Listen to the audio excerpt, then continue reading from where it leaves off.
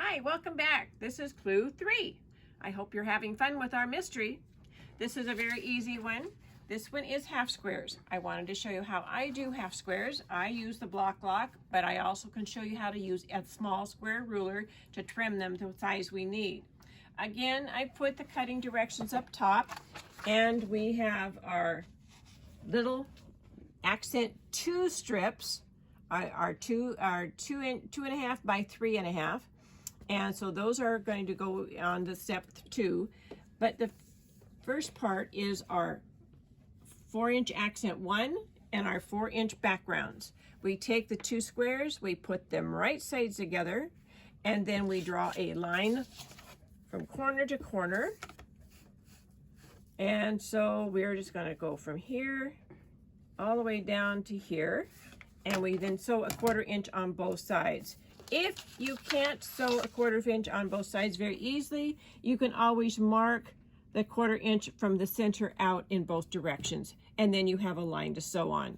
We're going to then cut down the middle from our center. We're going to press them to our accent 1 fabric, and voila, we have our half squares. So to do the half squares, if you have the block lock, it's a wonderful little tool. You put the groove down on the seam with the block lock lettering on the background, and it just locks right into that seam there. Then we just take and we can trim on all 4 sides, just like that. And we have our perfect little 3.5 inch half square all trimmed for us.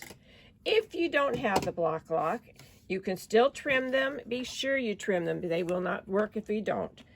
So we're going to take, and what I've done is I have this Creative Grid ruler here that I put the little pink tape on right at the 3.5 inch line. So I'm going to first trim just a little bit off both sides, top and bottom.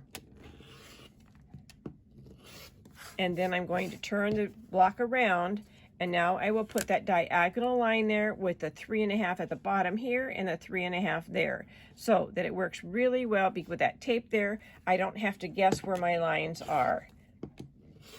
If you don't have a tape, this tape, you could use masking tape, you could use anything, or if you may not need it, you may be able to see the 3.5 inch lines. But that's what we're going to do.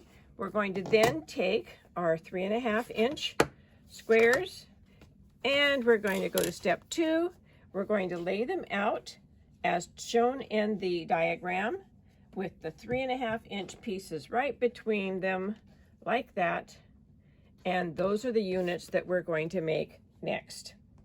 Have fun!